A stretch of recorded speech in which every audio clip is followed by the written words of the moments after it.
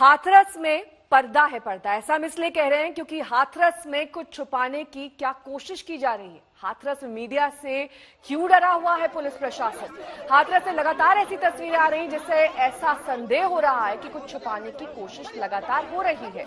Media को पीड़ित परिवार से मिलने से रोका जा रहा है। आज टीएमसी के दल को भी रोक दिया गया। हाथरस में चप्पे चप्पे पर पुलिस का पहरा लगा हुआ है।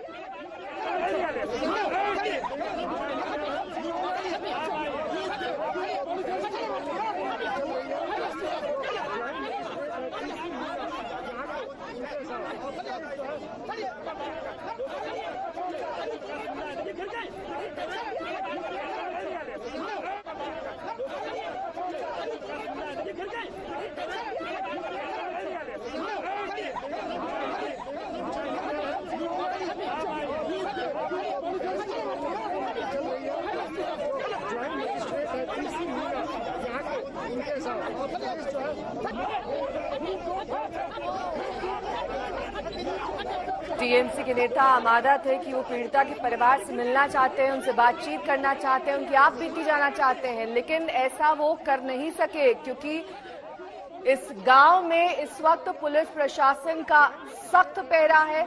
बड़ी संख्या में पुलिस बल की तैनाती की गई है। पीड़िता के परिवार के घर से करीब 1.5 किलोमीटर पहले ही बैरिकेडिंग कर दी गई है। ये उसी गांव की तस्वीरें हम आपको दिखा रहे हैं जहां पर अब से कुछ ही देर पहले टीएमसी के नेताओं के साथ पुलिस ने धक्का मुक्की की, जिसमें उनके सांसद डेरेक ओब्रायन गिर पड़े।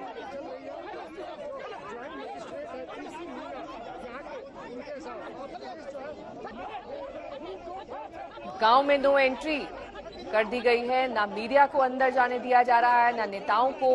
और इस बीच लगातार झड़प की खबरें भी आ रही हैं। ऐसी ही कुछ तस्वीरें आप इस वक्त देख पा रहे हैं जिससे आप अंदाजा लगा सकते हैं कि इस वक्त किस तरीके की खलबली पुलिस महकमे में है। कल से ही बैरिकेडिंग कर दी गई थी, रिपोर्टिंग करने से रोक दिया गया था, कोई भी कैमरा अंदर नहीं ले जाने दिया जा रहा है। और अब सवाल ये खड़े हो रहे हैं कि आखिर क्या छुपाने की कोशिश हो रही है। अभिषेक आनंद हमारे संवाददाता इस वक्त तमाम जानकारी के साथ हमारे साथ जुड़ गए हैं। अभिषेक, लगातार जो तस्वीरें आ रही हैं इनसे ये साफ होता है, ये स्पष्ट होता है कि कहीं ना कहीं पुलिस प्रशासन के मन में कोई डर है, क्योंकि इतनी बड़ी संख्या में वहां पर पुलिस बल की तैनाती है, बैरिकेडिंग कर दी गई है। पीड़िता के परिवार के घर के 1.5 किलोमीटर पहले से ही इस तरह की मुस्तैदी दिखाई दे रही है। क्या छिपाया जा रहा है, किस बात का डर है?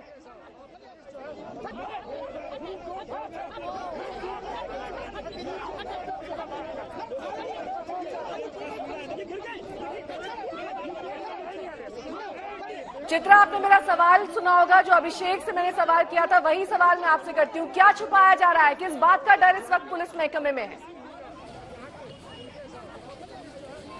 सर देखिए नेहा, यही तो बात समझ में नहीं आ रही है कि आखिर किस बात का डर है कि पुलिस की इतनी ज्यादा पहरेदारी उस परिवार को लेकर, जो परिवार आकर अपनी बातें सामने रखना चाहता है, उस परिवार को लेकर जिसकी 19 साल की बच्ची के साथ पहले रेप होता है और बाद में उसकी मौत हो जाती है। यहाँ पर एक बार फिर से जरा तस्वीरें देखिए, उसी के तहत आप समझिए कि उत्तर प्रदेश की स्थिति इस वक्त हाथरस के नजरिए से अगर हम देखने की कोशिश करें तो आपको क्या समझ में आएगा। मैं चाहूंगी कि थोड़ी हमें जगह दीजिए और उसके बाद हम आपको पीछे चल के, आप इधर आइए सत्या, आप इधर आइए, थोड़ा पीछे चल के मैं आपको दिखाती हूँ कि इस वक्त स्थिति क्या बनी हुई है। यहाँ पर भारी तादाद में आपको पुलिस बल की मौजूदगी दिखाई दे रही है। यहाँ पर देखिए, आप अगर काउंट करते चले जाएंगे तो यहाँ से लेकर अंदर तक 1000 से ज्यादा पुलिस कर्मियों की मौजूदगी है। अब सारी की सारी सुरक्षा जब बच्ची को देनी चाहिए थी तब तो आप लोग मुहैया नहीं करा पाए। अभी एसआईटी की टीम अंदर जाकर पूछताछ कर रही है, बयान दर्ज कर रही है।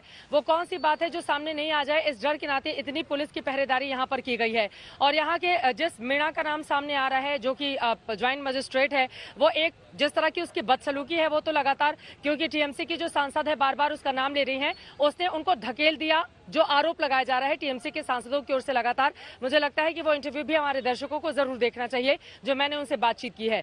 कुल मिलाकर यहाँ की जो स्थिति है वो सवाल ये खड़े करती है कि आखिर वो कौन सी बातें हैं जिसको छुपाने की कोशिश अंदर पुलिस के पहरे के बीच में की जा रही है। भारी पुलिस बल की मौजूदगी न सिर्फ बाहर बल्कि अंदर भी है और इसी वजह से यहाँ की सरकार, यहाँ का प्रशासन, यहाँ की पुलिस सवालों के घेरे में है।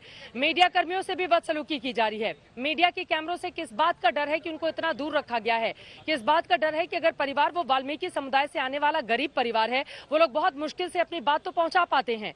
अब जो परिवार पहले से ही डरा हुआ है, आप उसको और डरा रहे हो और धमका रहे हो, तो वो अपनी बात कैसे कहेगा।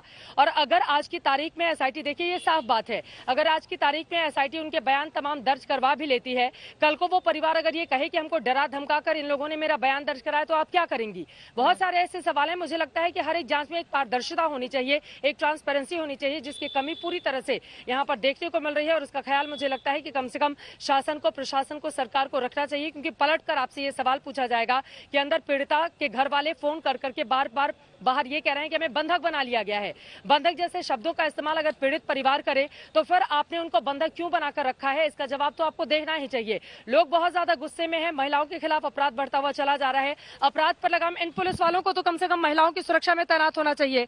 इन पुलिस कर्मियों को कम से कम जो शोहदे वहां पर लड़कियों के साथ छेड़छाड़ करते हैं, इनको जाकर वहां पर खड़ा होना चाहिए। और ये यहाँ पर मूक दर्शक बने खड़े हुए हैं मीडिया को रोकने के लिए।